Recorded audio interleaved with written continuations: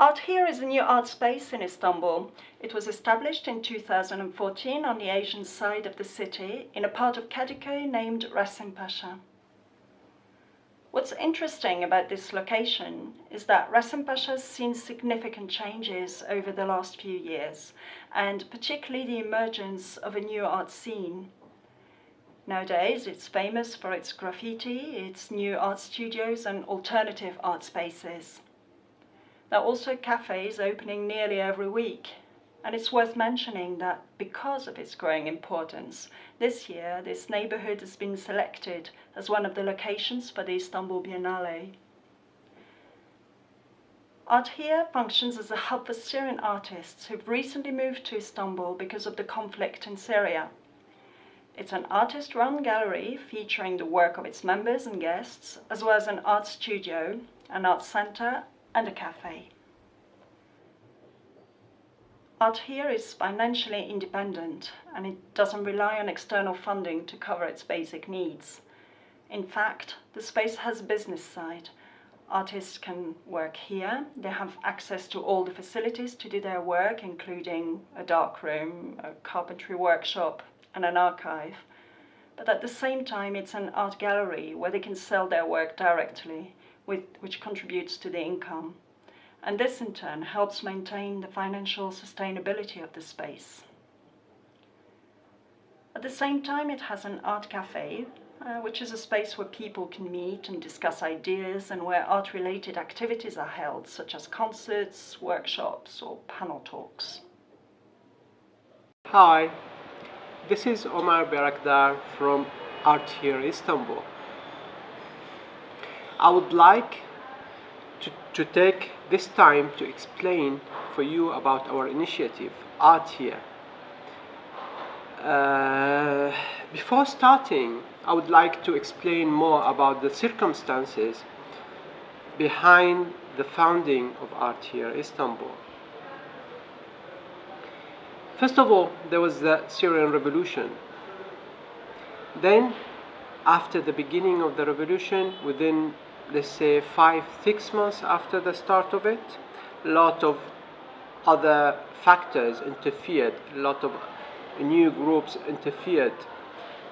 This crisis started to be an international crisis. One of the results of this crisis is the immigration. A lot of people, after now we are in the 4th year, so after four years of war, bombs, killing, kidnapping, tough, rough life, no water, no electricity, they started to flee. And also, don't forget that most of them, their houses, they were destroyed. So they had to flee outside of the country. This was the beginning of the immigration wave. This wave only recently started to be very visual. Everybody's seeing it. It's in the news. It's everywhere. So people paying more attention to it. Actually, this wave is actually what we're seeing now is a new diaspora in the making. We are witnessing how the new diaspora is shaping. Before that, I wasn't really kind of aware of the presence of Syrian diaspora in the past. So after this forming of the new diaspora organization, after they are more visual, they are more present in the scene, in the help for the refugees, now I checked about the history of the diaspora in Syria, found that actually most of it is in South America. It's between the year 1880 to 1940, was a result of the persecution, religious persecution and hunger at that period. We should not forget also the accumulation of immigration resulted by the 40 years of dictatorship of the ruling of Hafiz Assad, then another more than 10 years of his son Bashar. there was a very kind of nice article, kind of different statistics.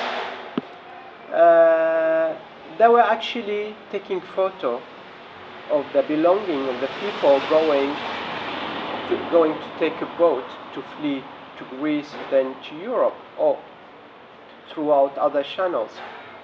What was in common between all this belonging of Syrians and others fleeing from the situation, from the war, from what's happening to them in their home country, was that they all have their mobile phone with them. When you look at it and you see, okay, why all of these people have their mobile phone with them? Why their mobile phone is so important for them? They're going to risk their life, they might not succeed, so the choice of what to carry with them was very limited, yet their phone was there. If you think of it logically, we see that it's really, really, really reasonable, because the most important thing for somebody leaving his home, leaving his environment, leaving his place where he grew up, where he know everybody, is his contacts. He needs a contact. When he moved to another place, he wants to reach other people. He wants to reach the resources, means for him to continue and actually at the end survive his journey on the next step. So this was very logical. Back to the idea of diasporas. The diasporas also, and that's how we link that the diasporas organizations to a new wave informed the diaspora in the make now, and with the connection and with the communication and with the network. What do the diaspora achieve where other organizations, international aid organizations, failed to achieve?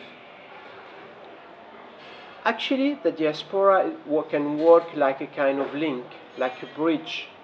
They are in different places, they are in different countries. They already there, established there, they know exactly what's happening there, and at the same time they are aware of the people, of their own country, of their own culture, so they can have a very important role to make a connection between the people, the immigrants, and their new environment. Actually, their role is vital.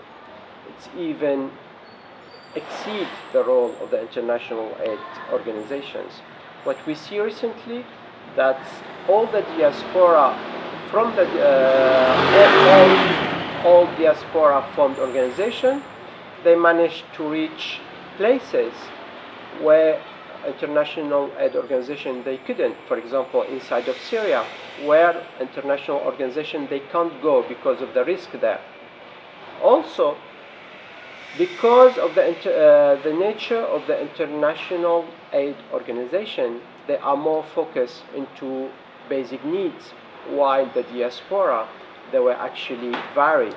Some of them are for education, for art, for culture, and for varied type of subject, which is really important to build the new, let's say, diaspora, to help these people to re-establish, to rebuild a life, to look to future in the new hosting country and place. Back to our example of arthere Istanbul, formed in Istanbul. As we understand how much is important for the Syrian immigrants, and the high need for a hub, for a bridge, for the network, and also for all other organizations to have a knowledge about what from somebody who is aware of the context of the conflict, he knows the people. So we wanted in Arthere Istanbul to build a hub, a network. We wanted to seek potential in all these refugees coming, specifically artists. We want to give them the means to continue working in their art instead of having to work in different other domains just for survival. We want them to keep working on their domain. At the same time, they are very active element in our success. To build a network, we want that the artist coming, the immigrant, to share us with his knowledge, with his contact, and we are, as a center, we want to put him through so he can access other institution, organization, and people interested in helping these artists, these talented people. As Anish Kapoor said recently, and I quote from his word, what struck him the most is about refugees is the level of creativity, the ability to create a future from nothing. And when I read it, it said it all. These people are very creative. These people, they need a hand so they can continue and contribute positively in the places where they're going to. So for us in Arthere, we want to provide them with the basic needs. That's why in our space we have all the means for them. For the first step, they can work, they have studio to work in, they have the ability to sell their art directly, they can contribute in the art cafe, they can contribute in giving lessons, in actually delivering what they have. Because also it's important to know all, as we say, the potential. We want to encourage them. Let's not forget the specificity of the Syrian context. Except for minor exception, the art manager didn't exist. Artists lived under a dictatorship for 40 years, which prevent them from having access to the world beyond Syria. Movement was restricted. Free speech was absent. So what we need more is to form a new generation, a new art managers, a new curators. We want to form a link between artists, Syrian artists, and the international art scene. Also, the importance of a space like Arthere, which is like an example of the new diasporas art organization, is that it provides a network to everybody. It links Syrian artists with Turkish artists, with international artists. It's run by the artists themselves, so within time it takes a life of its own.